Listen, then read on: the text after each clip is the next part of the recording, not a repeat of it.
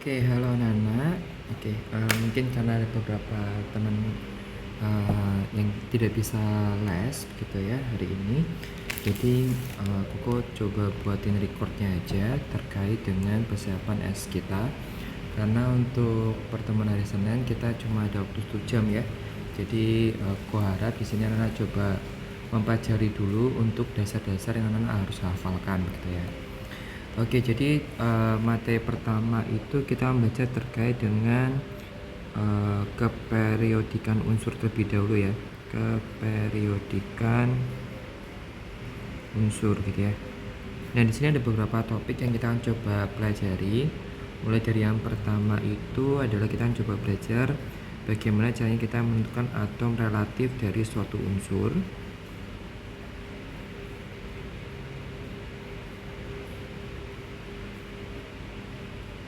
Kemudian kita akan coba mempelajari terkait dengan menentukan besarnya nomor massa, nomor atom, neutron, jumlah proton, jumlah elektron, beserta keadaannya ya, baik itu keadaan netral ataupun dalam keadaan ion ya. Jadi ada dua keadaan ya, dan kita coba pelajari satu persatu.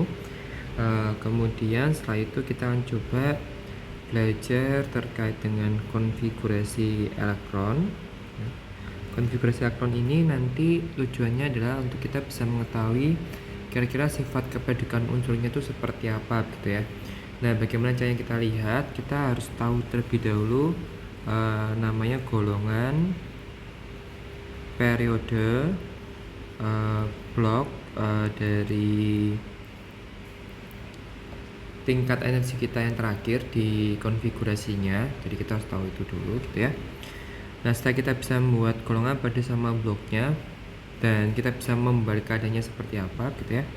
Nah, baru kita akan coba menentukan sifatnya mulai dari jari-jari, kemudian energi ionisasi, afinitas elektron, dan keelektron negatifan gitu ya. Oke, jadi empat poin utama kita yang akan kita pelajari pada video kali ini ya. Tanpa memperpanjang video, kita langsung aja mulai dari poin yang pertama.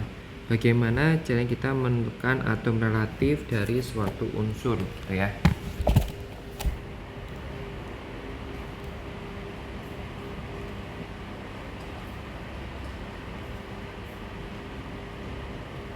Nah, untuk rumusnya sendiri itu kita ada AR sama dengan kadar dari atom yang pertama kalikan nomor massa dari atom yang pertama ya, tambahkan dengan kadar dari atom yang kedua yang isotop ya dengan dirinya, kalikan nomor massanya yang kedua dibagi dengan 100 ya. Jadi pembagi 100 ini sebenarnya optional gitu ya, tergantung kadarnya kita tulisnya bagaimana. Kalau misalnya kadarnya udah kita desimalkan, berarti kita nggak perlu bagi 100. Tapi kalau kadarnya itu belum kita desimalkan, kita berarti harus bagi 100. Nah, contohnya seperti apa sih? Misal nih, di sini diketahui suatu unsur X memiliki unsur isotop. Misalnya di sini aku punya X24 dengan kelimpahannya 20% dan X26 dengan kelimpahan 80% gitu ya. Tentukan atom relatifnya. Nah, caranya gampang, kita tinggal masukkan AR sama dengan kadar kalikan dengan nomor massanya gitu ya. Tambahkan 0,8 kalikan 26. Nah, ini kalau misalnya kadarnya ini kita sudah bawa ke desimal, kita nggak perlu bagi 100. Tapi kalau ada kata anak-anak di sini pakainya 20 dan 80, berarti nanti hasil perhitungannya harus dibagi 100 seperti itu ya. Nah ini Koko dapatnya berarti 4,8 tambah 5,2 ya, berarti 0,2 sama 0,8 ya. 48 benar ya harusnya. 26 juga udah benar ya harusnya ya. Oke, ini kok angkanya terlalu kecil ya. Bentar, Koko salah ngitung deh tampaknya. Kalau 8 berarti dia 16, 8, 6, 48, 4, 16, 20 ya, 20,8. Jadi kita dapatnya 25,6. Nah, seperti itu caranya kita mencari atom relatif ya. Nah, PR-nya Nana itu adalah coba menghafalkan rumusnya dulu ya. Nah, yang Koko warnain biru itu yang Nana harus hafalkan tepat sebelum les nanti ya. Oke, kita lanjut ke bagian yang kedua terkait dengan nomor massa, nomor atom, neutron, proton, dan elektron gitu ya. Nomor massa, nomor atom, neutron, proton, dan elektron ya. Nah, di sini itu kita ada rumusnya. Itu yang pertama, neutron itu akan selalu senilai dengan nomor massa kurangi nomor atom gitu ya. Nah, untuk jumlah dari proton dan elektron kita bisa lihat dari nomor atomnya. Tetapi perlu diingat jika bentuknya ion, maka nomor atom tidak sama dengan jumlah elektron gitu ya.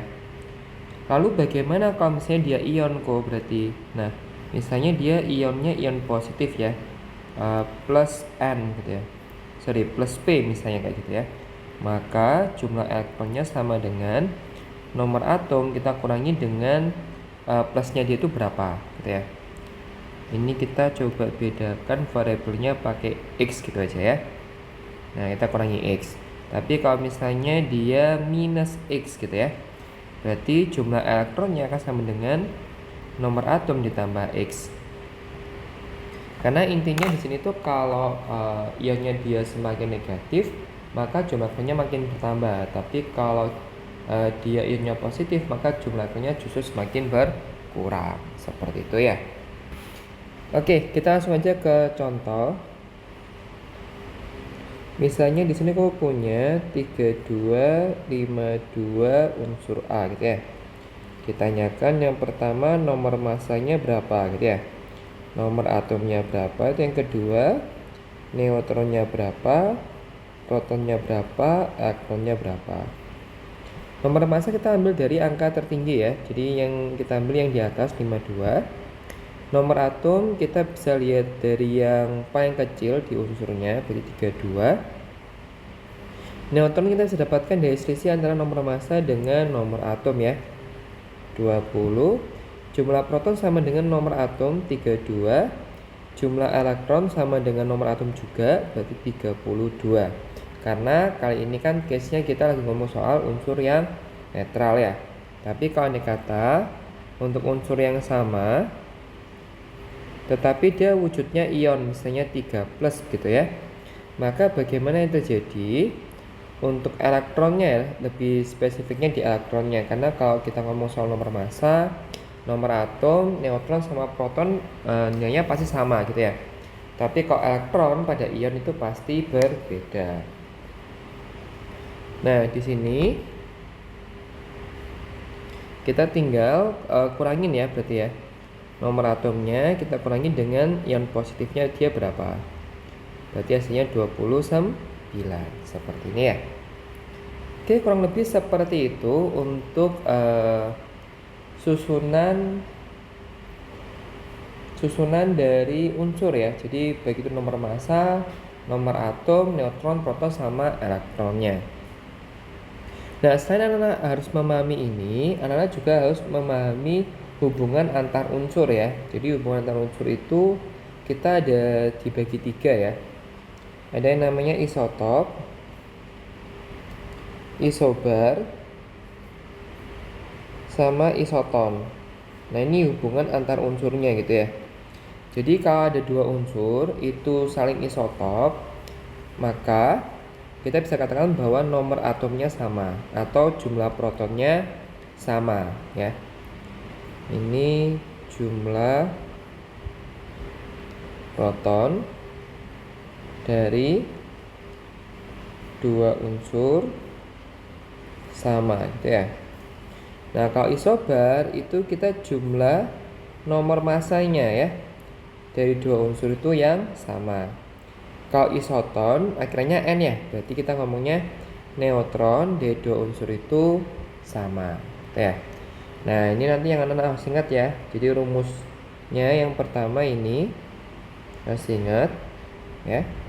Kemudian yang kedua jangan lupa hubungan antar dua unsur ya. Dalam bentuk isotop, isoton sama isobarnya ya. Oke, sekarang kita lanjut ke bagian berikutnya terkait dengan konfigurasi elektron ya.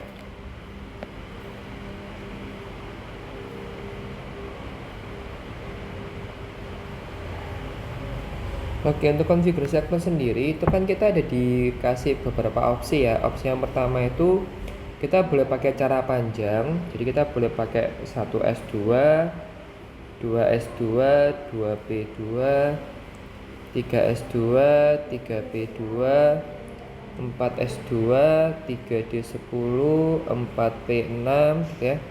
Sorry, ini lupa 6 ya terusnya. Kemudian kita juga ada 5s2, 4d10, 5p6 gitu ya. Lanjut kita ada 6s2, 4f14, 5d10, 6p6. Lanjut 7s2, 5f14, 6d10 dan 7p6 gitu ya. Nah, jadi ini kita step yang pertama bisa pakai cara yang ini. Cara mengingatnya cukup mudah ya, kita tinggal pakai NS itu yang pertama. Kemudian NS-NP itu sebanyak 2 kali ya. Kemudian NS N-1D NP itu sebanyak 2 kali juga. Dan yang terakhir adalah NS N-2F N-1D NP ya. Nah, nanti kalau misalnya kita mau membuat konfigurasi, anak-anak cukup ingat aja yang golongan 8 ya. Itu batasannya ini 2, 10, 18, 36, 54, 86 gitu ya. Nah, contohnya nih, misalnya aku diminta untuk membuat konfigurasi dengan cara panjang pada suatu atom yang memiliki nomor atomnya 20 gitu ya. Konfinya bagaimana? Nah, caranya kamu ingat aja anak-anak, 20 itu letaknya sebelum 20 ya, tepat sebelum 20 itu dia di angka berapa? Di yang garis warna biru ya. Nah, ini kan dia jatuhnya di 18 ya. Nah, berarti anak-anak di sini tidak perlu menghitung gitu ya, nggak perlu menghitung 1s2, 2s2, 2p6 kelamaan gitu ya. Nah, anak-anak bisa langsung aja meyakini bahwa setelah 3p6 itu dia baru jumlahnya 18 ya.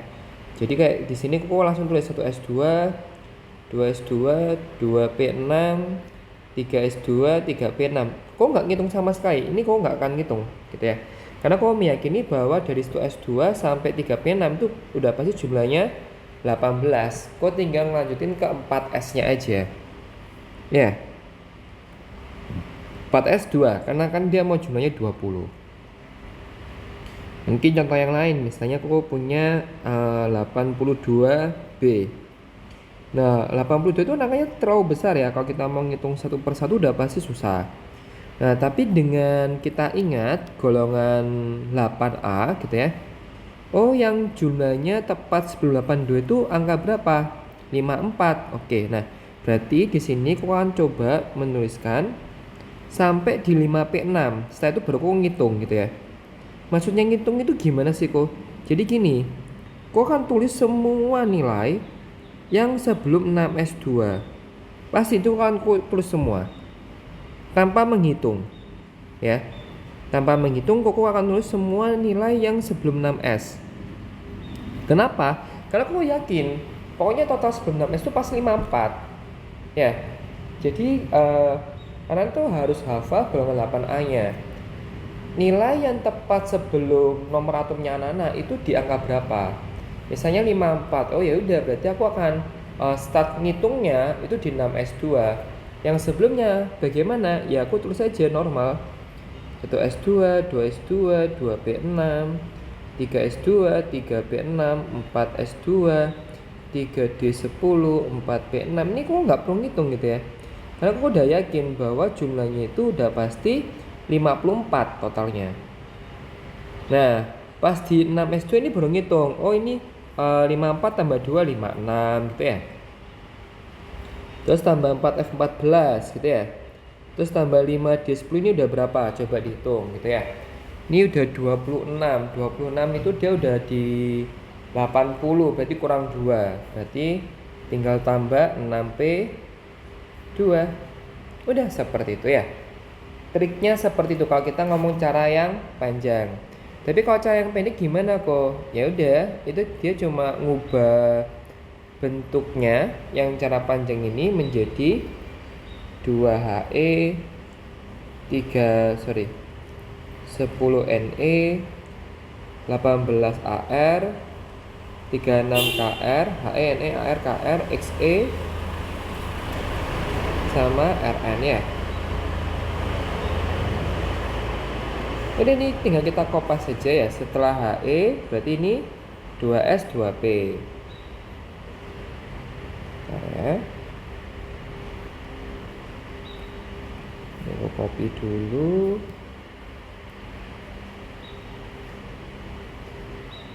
Nah, 2S 2P gitu ya. Kemudian 3S 3P.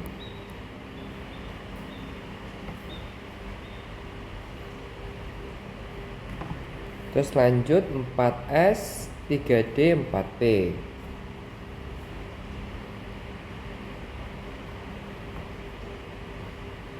Dan seterusnya ya. Ini tinggal kita kopas-kopas saja ya.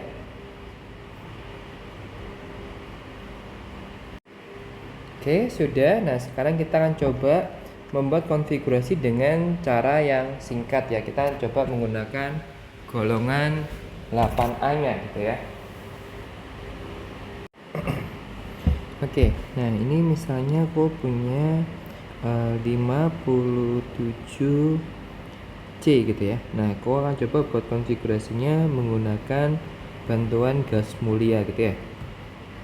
Cara kerjanya sama seperti yang sebelumnya. Jadi kita harus tahu dulu ya kira-kira nomor atom kita itu tepat sebelumnya itu di golongan 8 unsur yang mana gitu ya. Kalau misalnya ini kan 57 nih. Nah, tepat sebelum 57 itu angka berapa? 54 gitu ya. Nah, berarti kita akan mulai dari 54 XE. Kemudian bagi kita terusnya 6S2 ya. Baru 4F1 gitu ya. Jadi triknya tuh hampir sama seperti yang tadi ya. Cuma bedanya kalau yang sebelumnya itu kan kita terusnya lengkap dari 1S sampai di 6S, tapi kalau yang di sini kita cukup tulisnya 54XE. Udah gitu doang gitu ya. Oke, nah sekarang kita sudah bisa membuat konfinya. Berikutnya kita akan coba menentukan golongan periode dan bloknya ya. Oke, kalau kita ngomong soal golongan periode, kalau golongan A itu dia jatuhnya di blok S. Itu untuk golongan 1 ya, 1 sama 2. Dan blok P itu di golongan 3 sampai 8 ya. Oke, cara menghitung golongannya itu kita tinggal lihat dari pangkatnya aja ya. Jadi ekspresinya ini adalah golongan. Bloknya ini untuk membantu kita ngasih tahu ini golongan apa, golongan A atau golongan B ya. Kemudian kalau periode bisa kita lihat dari NS-nya ya. Koefisien S itu adalah periode. Contoh ya. Oke, misalnya di sini Koko punya 32P gitu ya. Nah, pertama kita coba buat config-nya dulu. unsur golongan 8A tepat sebelum 32, itu kan berarti 18 ya. 18AR, 4S2, 3D10 ini buat 30 ya. Kemudian kita lanjut ke 4P 2 ya, karena kan kita pengen totalnya 32 elektronnya. Ini baru 20, 30, 32 ya. Nah, kemudian berarti kita di sini bisa lihat dia jatuhnya kan di blok P ya. Kalau di blok B itu dia pasti golongan A.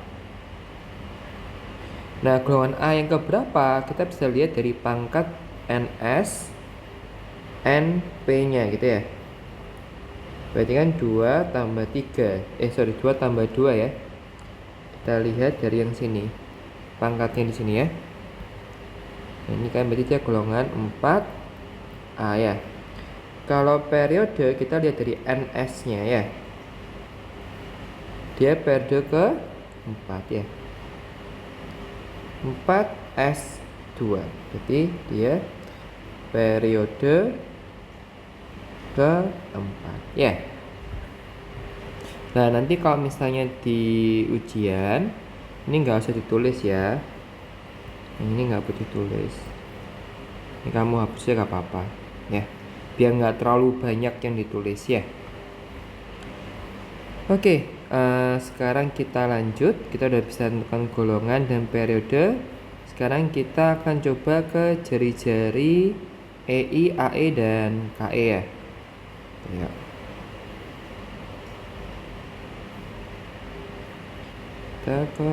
Untuk yang di poin ketiga yang anak perlu hafalkan sebelum les nanti itu adalah urutan tingkat energinya udah pasti kan, harus hafalkan. Kemudian ini sudah harus hafal di luar kepala ya. Untuk yang cara pendek ya, harus hafal di luar kepala. Ya, sudah. Ini juga harus coba dihafalkan juga ya untuk golongan A ya. Terus golongan B-nya belum ya, sorry. Golongan B-nya belum, putuskan dulu ya. Kalau golongan B itu kita jatuhnya di blok D ya. Di blok D. Untuk golongannya itu ada yang khusus ya. Jadi untuk NSX N-1DY, jika jumlahnya dia itu di antara 8 sampai 10, berarti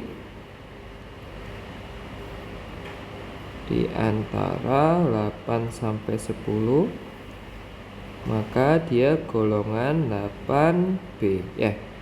Tapi kalau jumlahnya 11, maka dia golongan 1B. Kalau jumlahnya 12, maka dia golongan 2B. Sisanya normal ya, tinggal mengikuti jumlah pangkatnya itu berapa. Kalau periode dia sama di golongan A maupun golongan B sama ya. Cukup perhatikan koefisien dari S-nya ya. Koefisien S-nya ini adalah periodenya nanti ya. Oke. Nah, ini harus dihafalkan nanti ya, jangan lupa. Oke.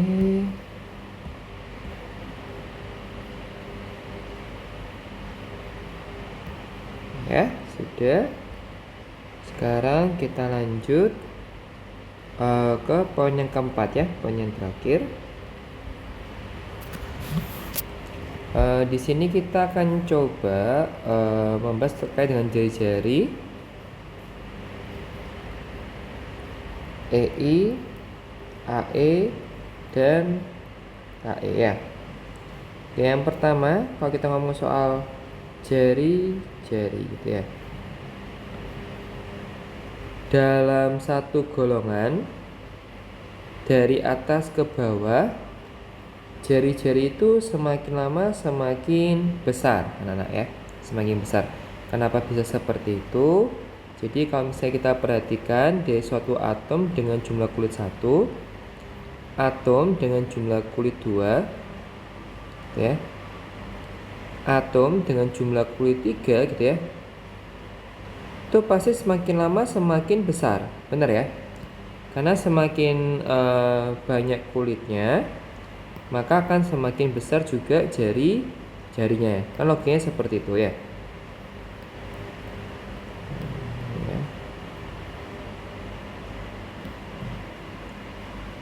Dia makin lama makin besar.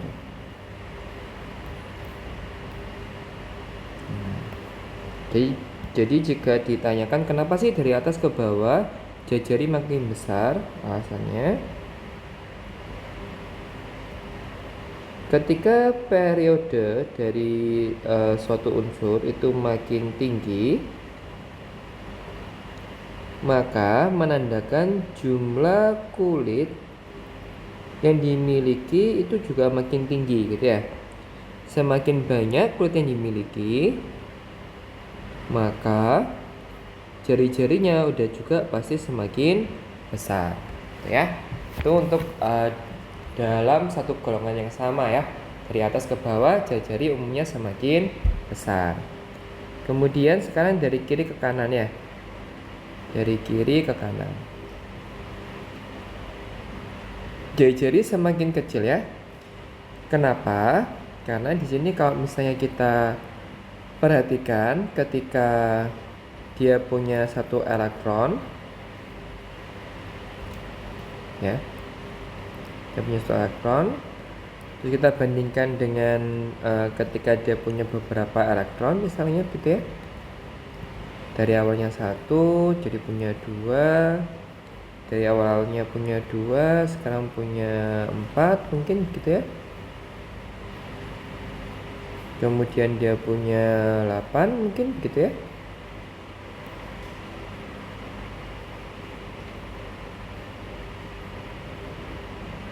Nah, di sini anak bisa menangkap kenapa kok jari-jarinya makin kecil. Karena gini anak-anak, elektron sama inti atom itu punya gaya tarik menarik ya. Loh kok bisa punya gaya tarik menarik? Kok karena inti atom itu sifatnya positif, sedangkan elektron itu sifatnya negatif. Plus sama minus itu pada dasarnya pasti tarik menarik gitu ya. Jadi ketika kita punya semakin banyak elektron, maka daya ikat dari elektron itu ke inti atom juga akan semakin tinggi gitu ya. Dia semakin tinggi, jadi dia akan semakin menciut gitu ya. Yang main mengecil, ini pun juga sama ya, juga akan semakin mengecil ya. Intinya semakin banyak elektronnya, dia semakin lama makin mengecil. Kenapa ya? Karena gaya tarik menariknya itu semakin kuat, logikanya seperti itu.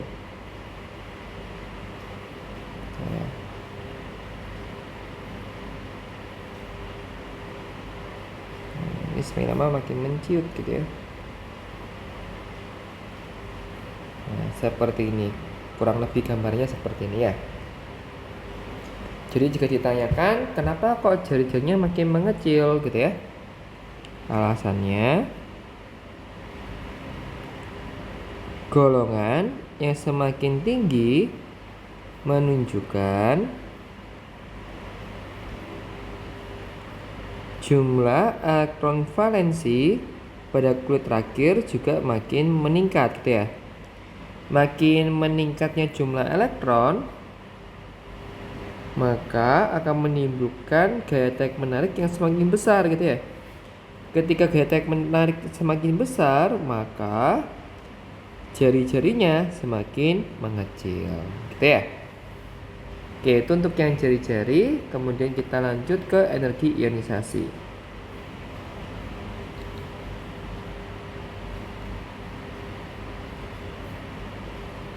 Nah, sebelum kita membahas lebih lanjut, aku akan siapkan terkait dengan pengertian dan tabelnya ya.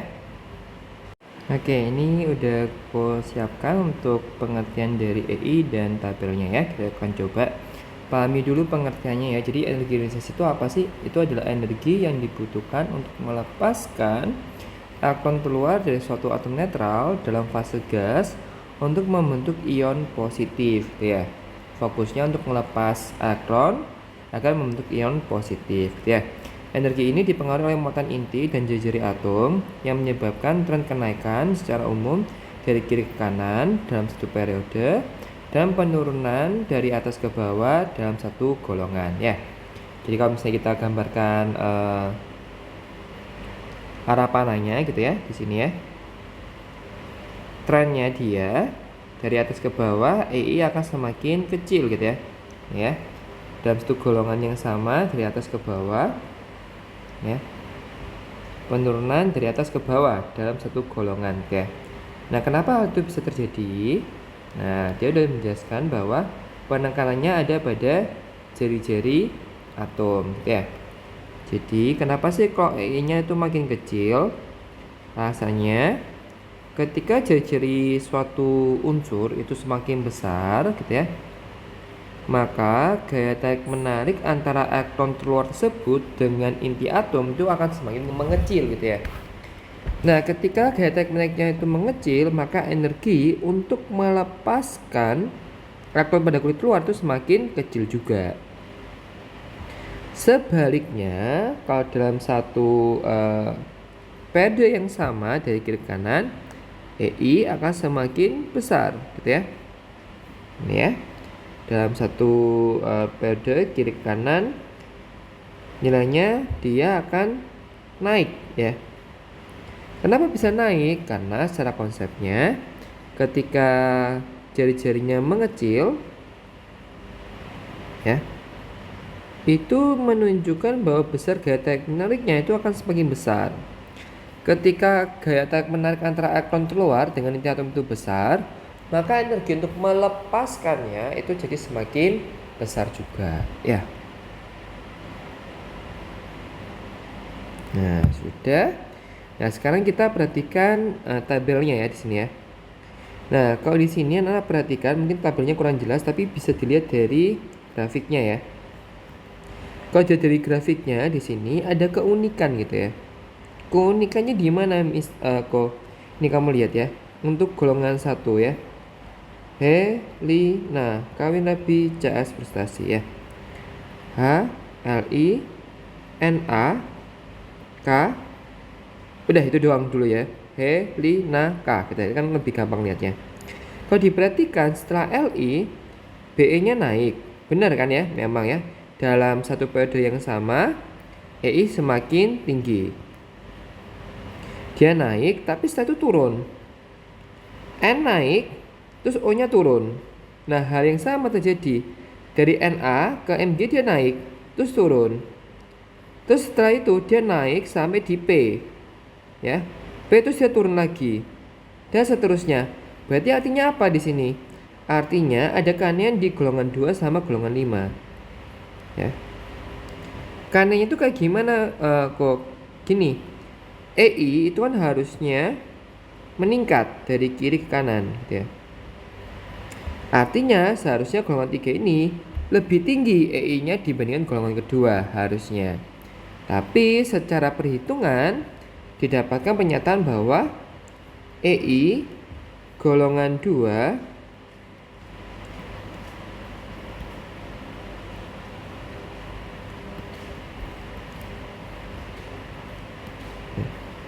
EI golongan 2 bentar ya.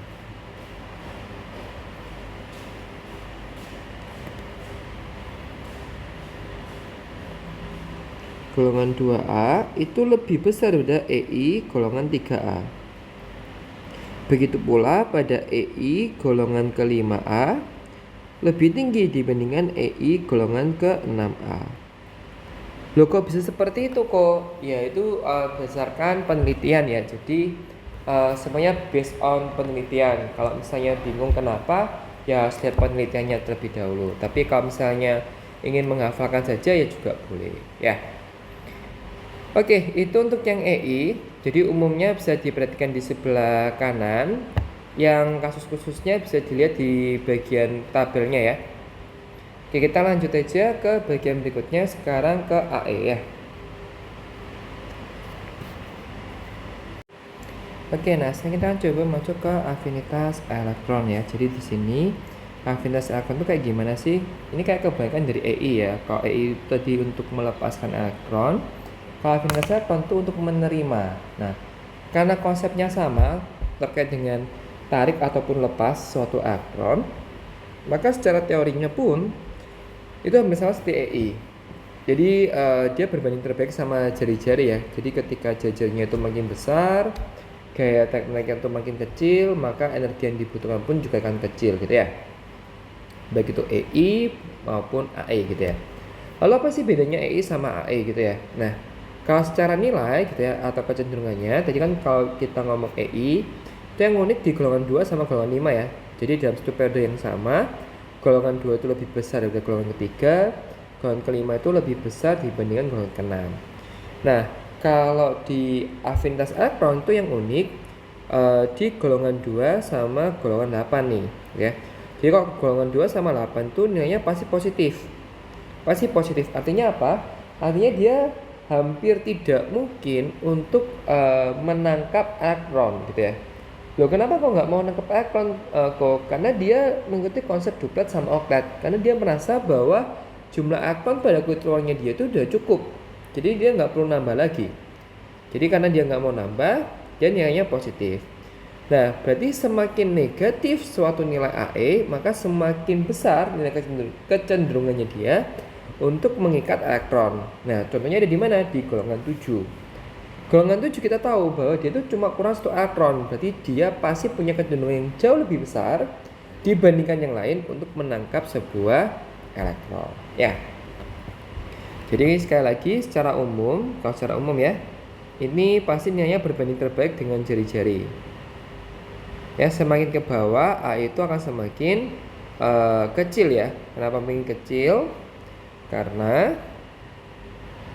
ketika jari-jarinya besar, maka gaya tarik menariknya pun juga kecil gitu ya. Gaya tarik menariknya kecil ya, berarti energi untuk menangkapnya juga pasti kecil karena semakin jauh posisinya.